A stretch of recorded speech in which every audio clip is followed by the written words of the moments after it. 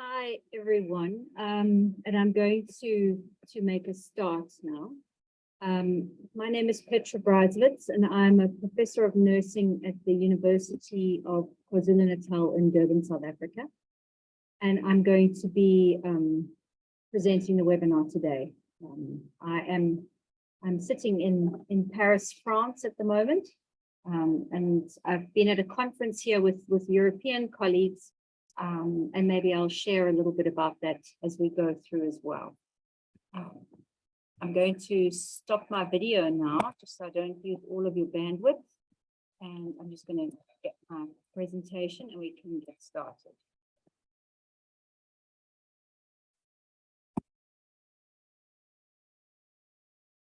Right, so today we're going to be talking a little bit about why we need emergency nurses and what emergency nurses actually do. So if we have a look at what nurses do, nurses have all these different roles, whether they be an education role, advocating for the patient, a managerial kind of role, and then obviously the care provider at the bedside. So there's all these different components to what a nurse actually does.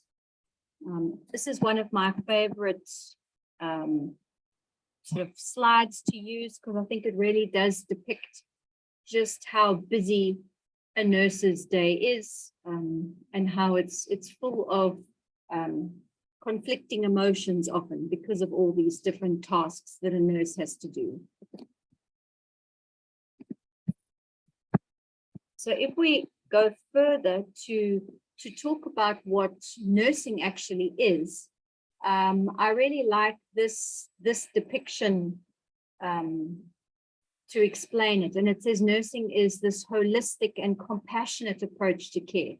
It's a little window into someone's life where you're now able to connect with them authentically on a human level. And for us as nurses, we really do enter a person's life when they are at their most vulnerable.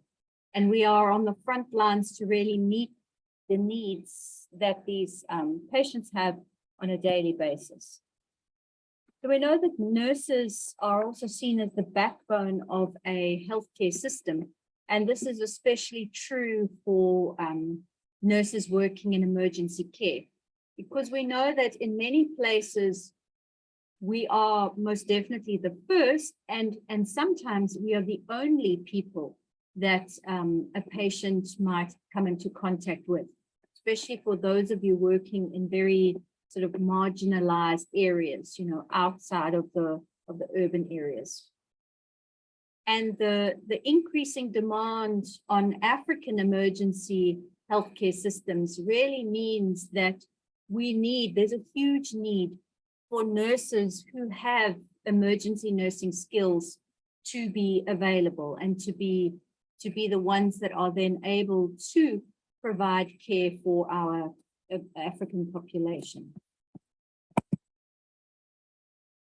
So if we think about what emergency nurses do, so emergency nursing is a speciality in nursing where we care for patients in the emergency or critical phase of their illness or injury. And the major focus and one of the things that makes emergency nursing different from other nursing specializations is about this time critical nature of it. So we work under time pressure and the level of severity of our patients, and that can be quite varied. And emergency nurses are also very instrumental in being the collaborators, pulling all the different members of the emergency care team together and coordinating that. So emergency nurses treat patients in emergency situations where they're experiencing, like I say, medical or surgical emergencies. And the nurse has to be able to recognize life-threatening problems, recognize ones that are more minor, and also then has to have the necessary skills in order to sometimes provide care on the spot. And like I said, these nurses really deal with a vast spectrum of conditions, and they may be from someone presenting with a sore throat to someone who has a myocardial infarction to someone who maybe has sustained a stab or gunshot injury. And these can be from small babies to old adults.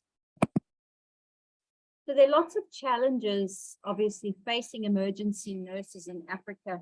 And I'm sure I don't need to be telling you what the challenges are. You are facing them every day.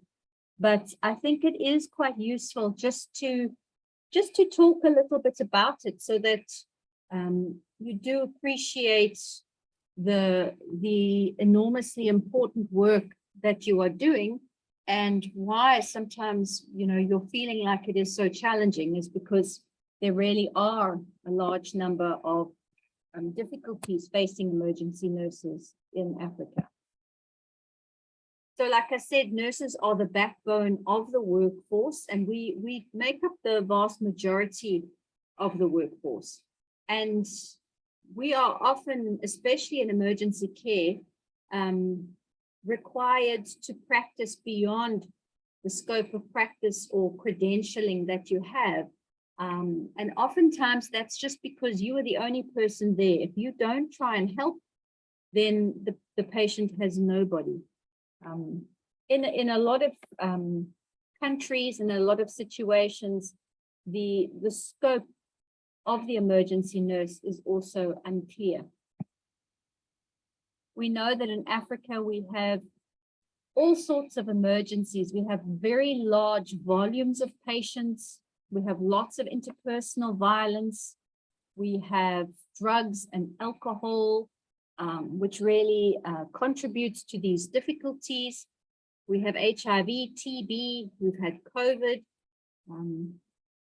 And I think what makes it also really difficult is that we can manage our patients and we can successfully get them through to discharge, but not having rehabilitation services available thereafter is for me very depressing. So we know that we're sending our patients home when they should really be going to rehabilitation services, but those are non-existent in many places.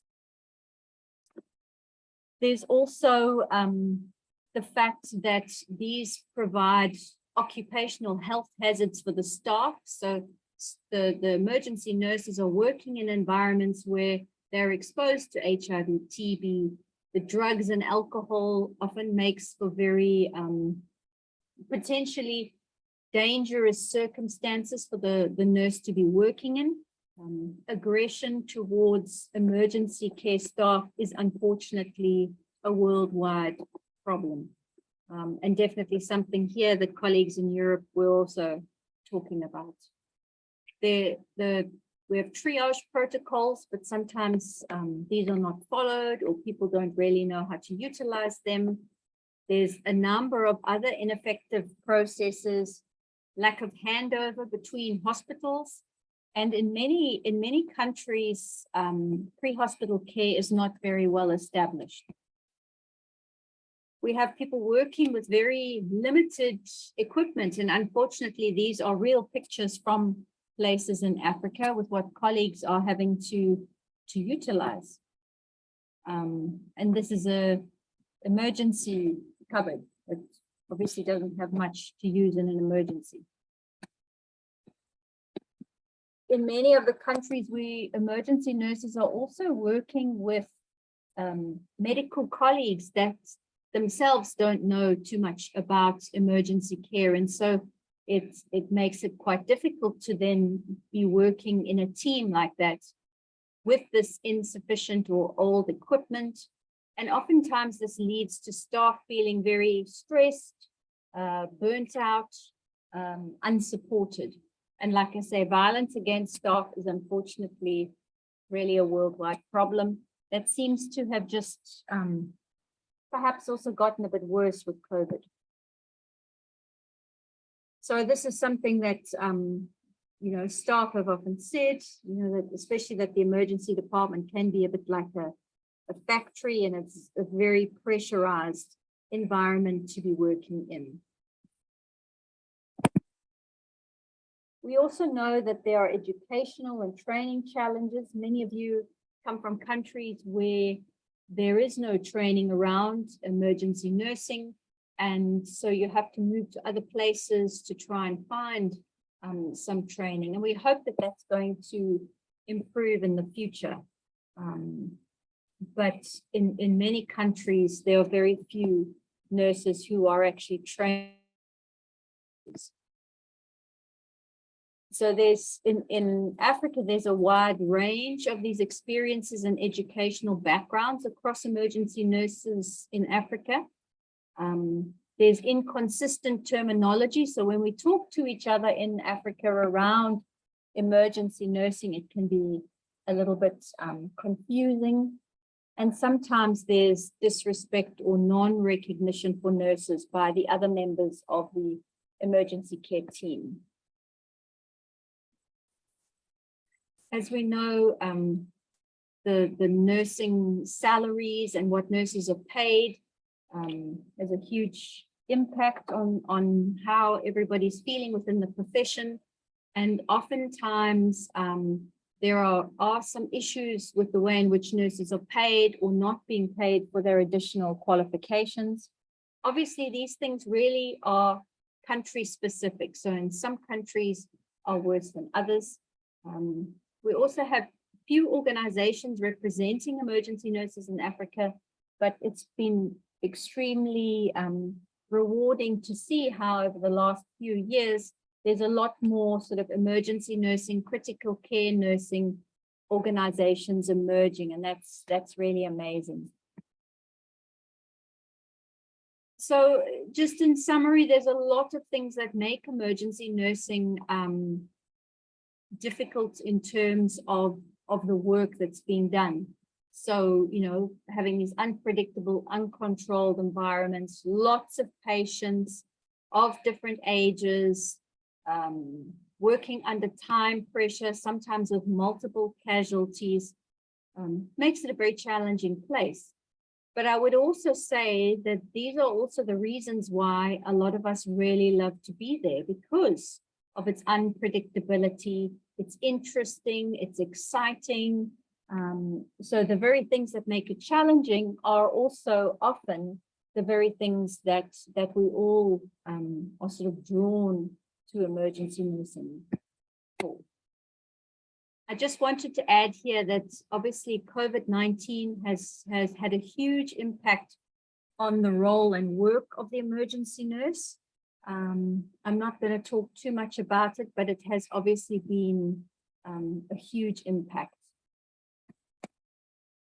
Just to remind you that we have lots of issues because of the fact that we have very, in relation to the rest of the world, we have very few number of nurses. Where I am currently with the European nurses, they have vast number compared to us. And it's quite strange to hear about the problems that they're experiencing are actually the same as us. So I'm wondering where the issues lie then. It obviously is not necessarily that we just need to have more nurses, because even with the numbers that the European nurses have, they still have a lot of the same problems that we have. The shortage of nursing is across the world. We know that rural areas are often more severely affected. Sub-Saharan Africa has a lot of reasons why there's a lot of shortage, but it really is across the globe.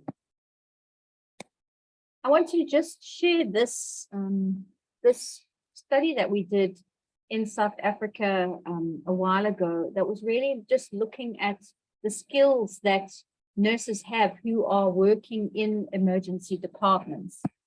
And so we asked the nurses to think about their own educational needs. So this is from the nurses' perspective. And we gave them questionnaires to fill in, and there were 4 emergency departments that we used. And the nurses were asked to rate their level of competency, as well as their educational needs. So we actually had quite a high level of perceived competency with these nurses. The majority of them said that they were very highly competent in basic skills like assessing breathing, administering oxygen. Less than half were highly competent in controlling hemorrhage, assisting with endotracheal intubation and managing shock. And what was quite scary was that 46% were least competent in advanced skills, assisting with, well, defib, cardioversion, interpreting an ECG.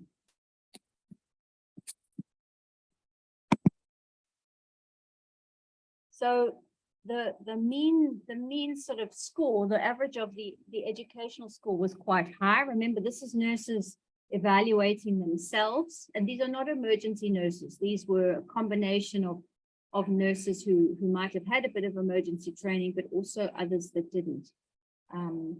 They had a lot of educational needs, and 72% of them said that they needed emergency nursing education. So the things that they needed to know about was really around ventilators, defibrillators, ECG machines, arterial blood gas, and intubation equipment. So this was very probably the scariest kind of slide to think about if we think in terms of the patients that we generally have, that only 52% of the nurses that we had in the study said that they were highly competent to perform CPR. And only 64% said that they were able to assess a mental status and use the Glasgow Coma Scale. And only 42% said that they were highly competent to prepare and administer drugs in a cardiac arrest. So, and those are sort of really things that we would expect the emergency nurses to be doing quite frequently.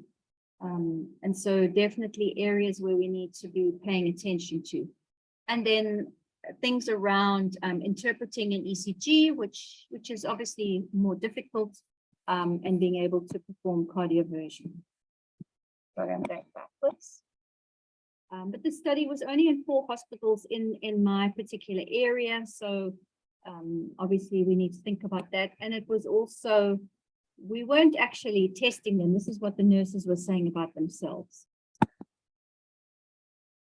In Africa, we realized as well that we needed to really look at how we could further develop emergency nursing. And as you know, we've developed a framework that then has guided a lot of our work and enabled us to come together to think about what emergency nursing is, and to develop a clearer picture of what we think emergency nurses need to do, thinking about the kind of staffing patterns. And listening to my colleagues here in Europe, they don't seem to have the answers for staffing patterns either. It seems to be another issue that everybody's still grappling with. And from all of that, we developed this emergency nursing curriculum for Africa. So if you haven't had a look, please do. We try to develop this to enable different countries in Africa to have a starting point. That if you're thinking about what kind of skills does an emergency nurse need, you can go and have a look at this curriculum on the AFEM website. And we sort of broken it into the basic kind of skills, the intermediate skills, and the more advanced skills. And there's also this article that you can read with it to sort of give you an idea of what it's all about. We also, together with colleagues, and you can see their names on the screen there, we developed this nurses induction booklet, which is really a booklet for nurses who are new to the emergency department, so that it just helps the new nurse going in to understand a bit about the emergency department, what this place is like, and what sort of basic skills do you need in order to then be a useful member of the team. And we've specifically gone into triage, the standard patient approach, airway, altered mental status, and trauma. And again, please feel free to use these and distribute them to anybody who might find them useful. It's also on the AFEM website. So looking at how we can coordinate emergency care across Africa, I think it really is about making sure that we know what each other are doing, and definitely in different countries there are pockets of excellence. All of you have some really good things happening in your countries, as well as perhaps limitations. But if we can all share our expertise, then that really helps us to continue to develop the emergency nursing community. We also always encouraging emerging champions. So those of you who are interested in emergency nursing, we encourage you to get involved and become perhaps taking up leadership areas in your particular area, because we're always looking for these emerging champions to help develop emergency nursing further in your area. We also then try and support each other in terms of nursing across Africa, but also under AFEM, we are very much aware of the importance of a multidisciplinary approach. And within AFEM, there's huge amounts of support with pre-hospital medicine and nursing, all working together to try and improve emergency care in Africa. So let me sort of just end by saying that there are lots of challenges and consequences for individuals in nursing and in healthcare because of COVID-19. And there are also a lot of challenges in terms of how we work as nursing in Africa, but there are good and bad. And in terms of COVID-19, I think one of the great things is that it's really also served to highlight the role that nurses are playing. And I think that we've definitely seen many examples being highlighted of the amazing work that emergency nurses have been doing in their various areas, especially due to COVID-19. And I think it's just important that we use this visibility going forward. So thank you very much. That is all from me. I'm going to stop sharing. And I think that's enough talking from me. So I don't know if any of you have any questions or comments. You are very welcome to go ahead and share or to disagree with me. You're welcome to put something in the chat or just unmute yourself to talk further.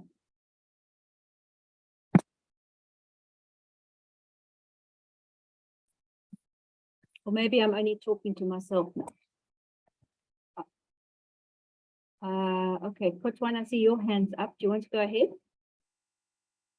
Yes, I would like to add on what you were saying about when you talked about the nursing, the emergency nursing profession and how it differs from the other nursing specialties. Is that in addition to what you have already said, the other important thing is that the emergency nurses work with patients at the time when the diagnosis of the patient has not yet been made.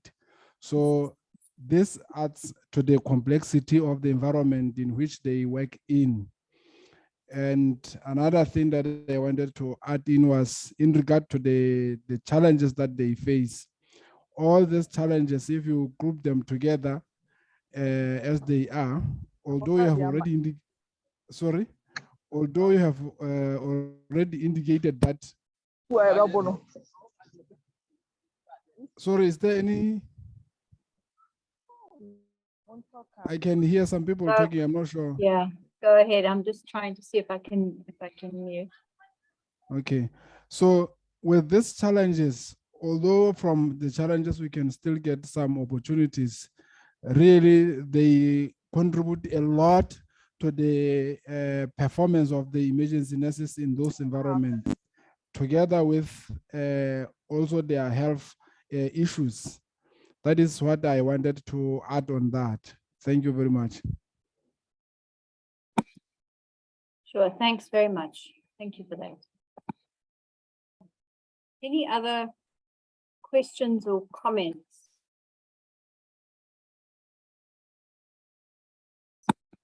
In the absence of no one speaking, I'm sorry, I didn't even say thank you for the presentation you have made and the information that you shared, as it was very good and uplifting. Oh, it's a pleasure. Yeah, so there's another in the chat, just says thank you, Petra. It's actually a true picture of what we're facing. I think more research encourage nurses to specialize in emergency nursing. Yes, absolutely. Completely agree with you. We definitely need more colleagues in emergency nursing. Although obviously in some ways it's very difficult at the moment after COVID and with a sort of a global shortage. But we will keep trying to encourage colleagues to come into emergency care. And please, colleagues, all of you here, please do go and make sure that you go onto the AFEM website, have a look at the nurses. There's a nursing section. There's a number of resources and things there. So please go and have a look and utilize and share them with whoever could benefit from them. And also, if you have ideas for what you would also like us to be developing and doing further, when we're talking about the person who put in the chat about doing some research and trying to get new emergency nurses in, if you have ideas and suggestions, then please, we would love to hear from you. Okay, I see some hands are up. I'm just tricky to see where you are. Okay, I don't know who was first. So I see there's two of you. Who was first? Would you like to just unmute yourself and start? I don't know if you saw who was first. Oh, there's three. Okay, James and would you like to just go ahead, please? All right, thank you very much, Petra, for a good presentation. On one of your slides, when you're talking about the emergency nursing curriculum, I just want to find out whether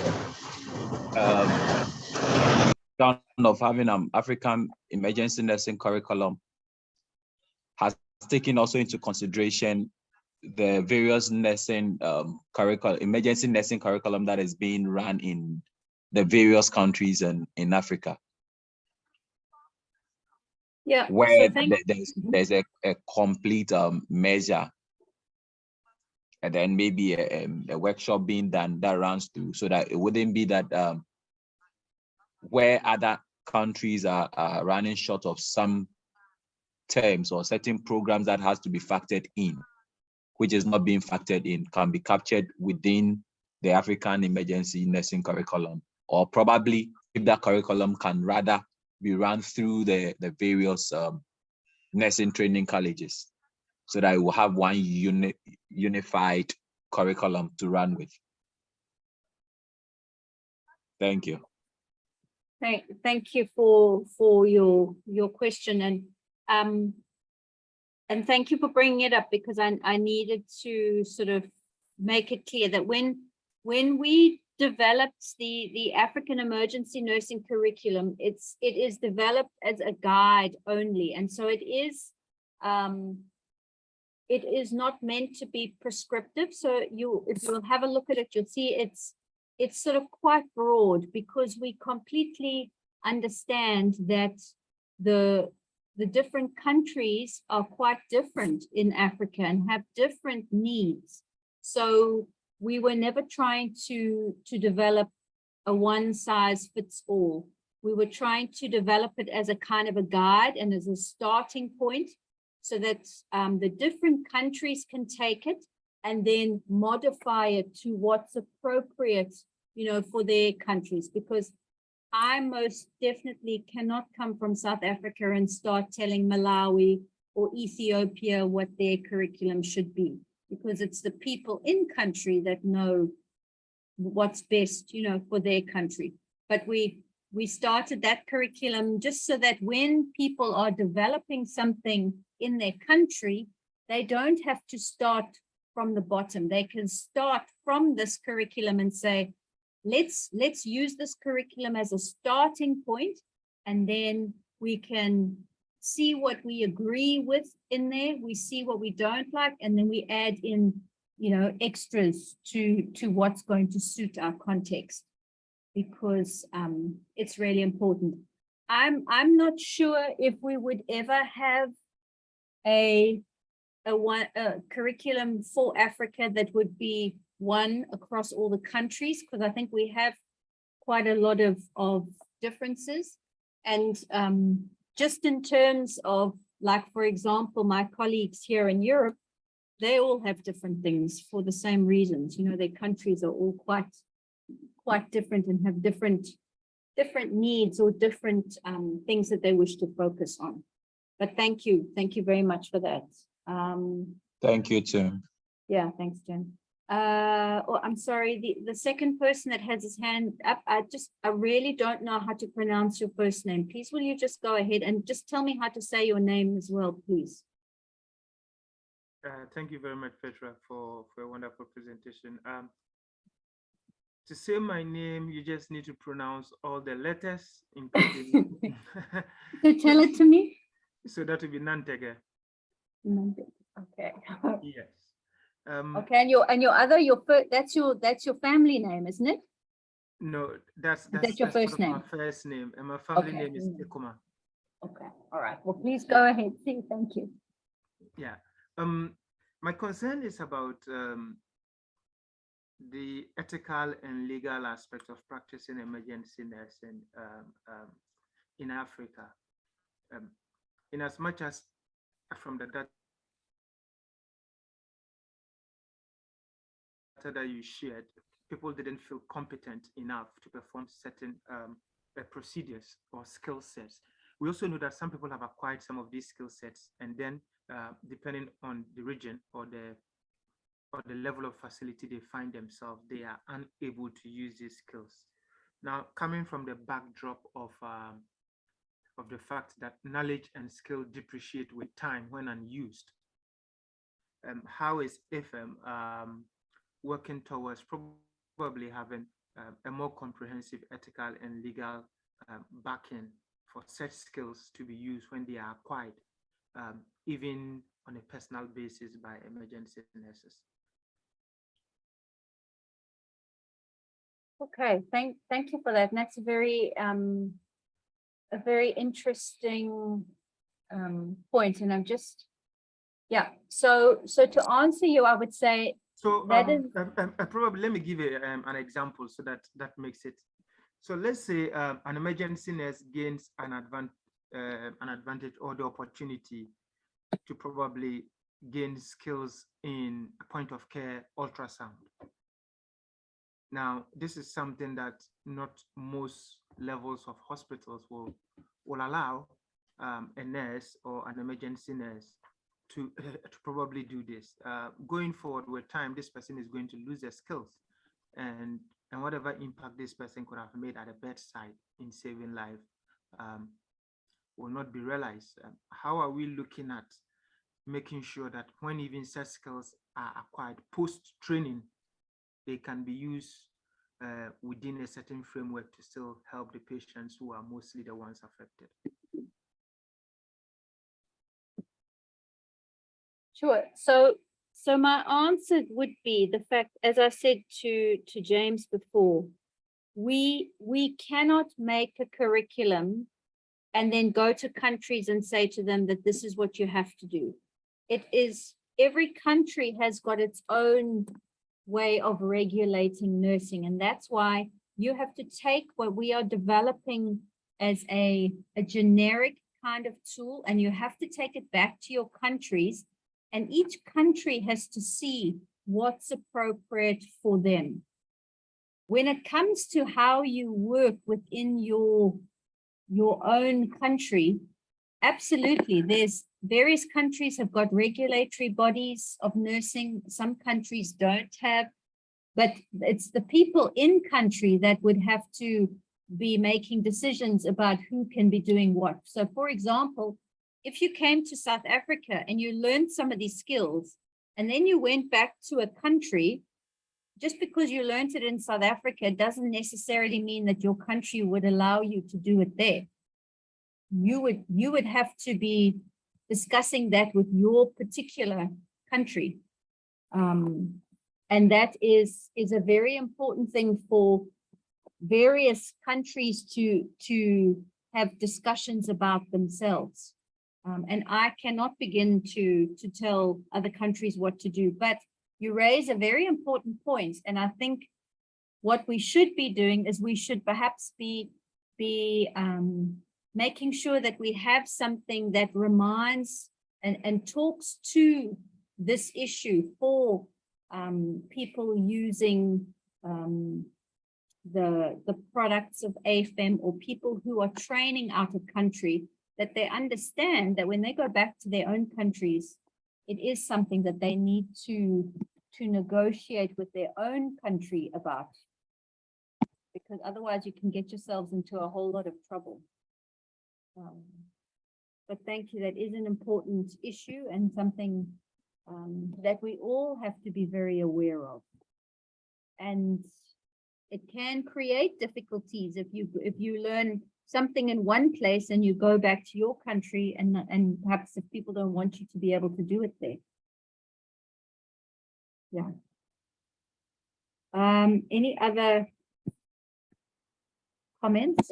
Emmanuel, how long do we have? Do we finish at 1:45? I can't remember.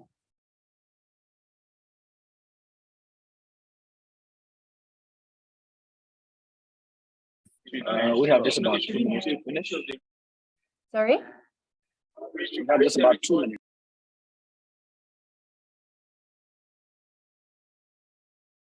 Sorry, I didn't quite hear that, but are there any more questions from anybody? Or any comments? Any disagreements?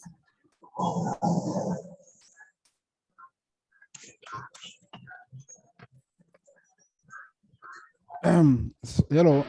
Yes. I think Nang Teng, I'm sure I hope I have pronounced the name very well. He touched on a very good point there, whereby as emergency nurses, one of the things that we claim is the uniqueness of our specialty and the skills that we possess, which we develop through extensive training. So I think his concern it's that really, is there a need or is there a use of acquiring such skills and then eventually be not able to deliver or be able to practice because of the surrounding circumstances. For me, I would say the circumstances may not only be whether the nursing council in our respective countries allow such scope of practice. Some of the challenges that we have already indicated, like for example, you would be going in an environment where there is no equipment like the point of care ultrasound. You will be working in an environment where there is no basic ECG machine. You will be working in an environment where there is no ABG machine, or just those things. And then you find that eventually the very same skill that you have learned from school, bit by bit, it diminishes. I think that is what I can add to his question, if I understood him very well. Yeah. Thanks for that, Kotwan. And yes, but I'm very aware of the fact that I don't have any say over other people's countries. So I'm being very careful what I say. And it's within your countries, it's then something for you to go back and talk about what skills you would need an emergency nurse in your country to have and what would be useful. And looking at what other emergency nurses are doing in different countries can be very helpful. And then perhaps lobbying for the fact that you need those skills in your particular country. Any other comments or questions?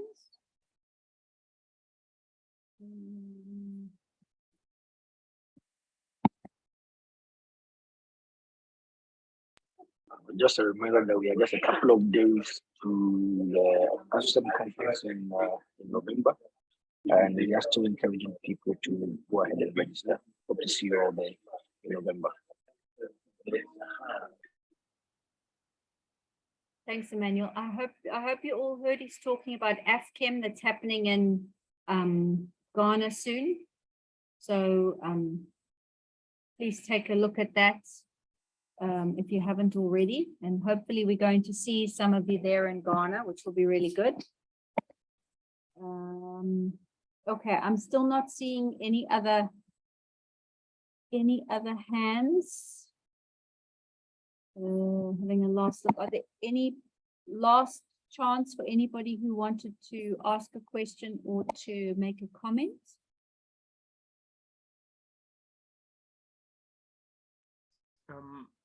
Hello, Petra. Yes, go ahead. Yeah, just a follow up on the discussion that I raised.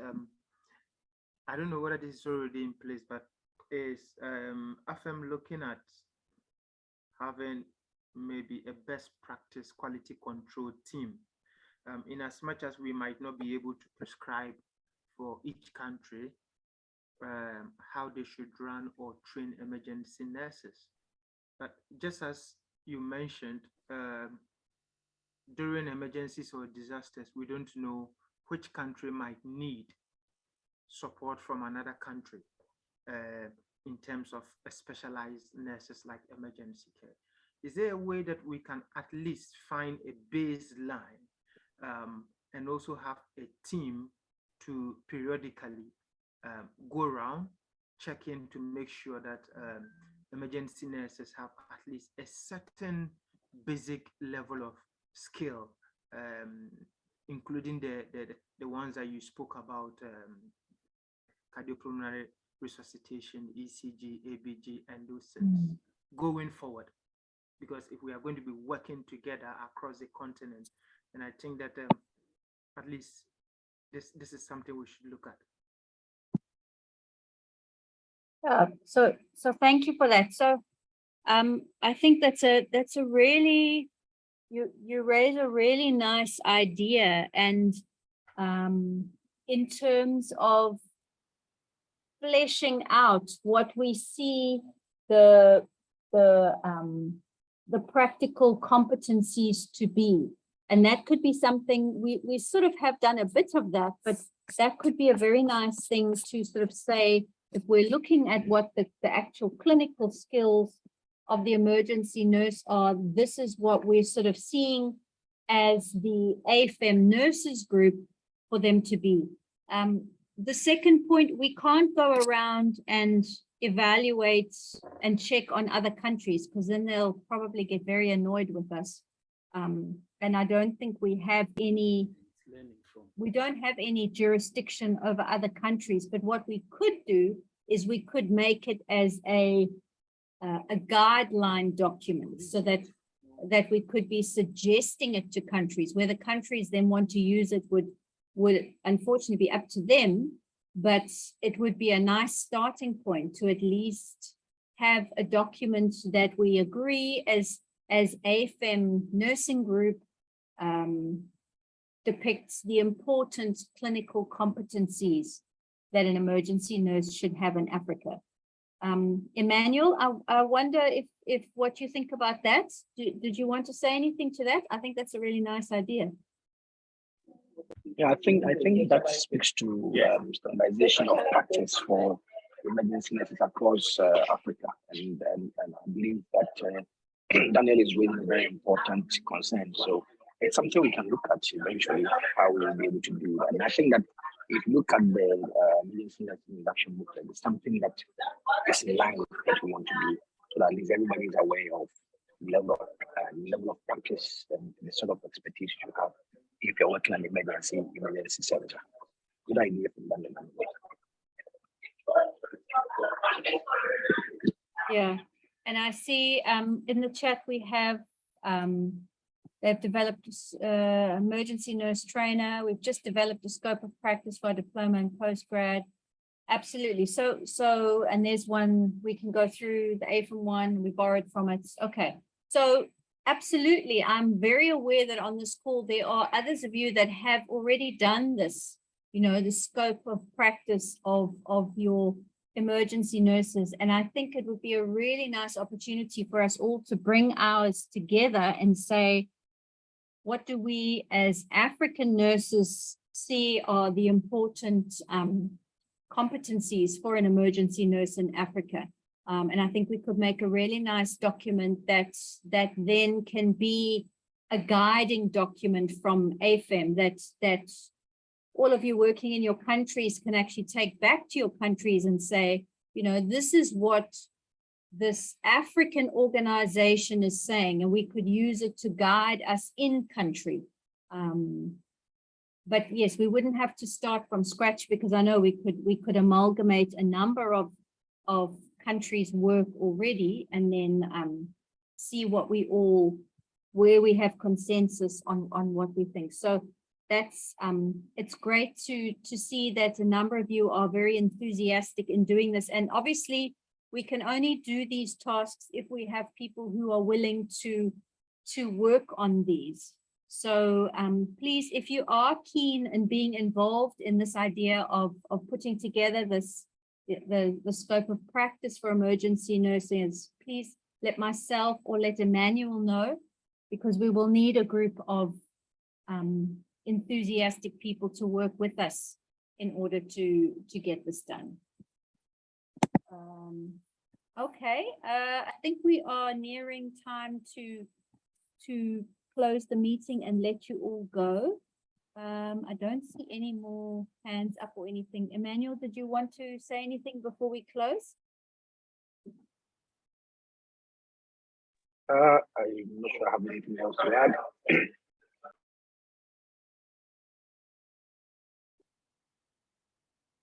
Sorry, I didn't hear you, Emmanuel. You muted yourself. Yes, I think we can go ahead and then bring the session to an end. Okay. Okay, so I just want to say thank you very much to all of you for joining us today. It was lovely to see you all online. Thank you very much for those of you who were contributing to the discussion in the chat and saying your questions online. We really appreciate it. If you have ideas for other webinars that you would like, or you would like to offer yourself to do a webinar, please let Emmanuel know, or you can let me know. It's fine. And we would love to hear from you, and we really welcome people's contribution to these webinars. But thank you so much for your time, and enjoy the rest of your afternoon, and take care. Bye, everyone. Bye.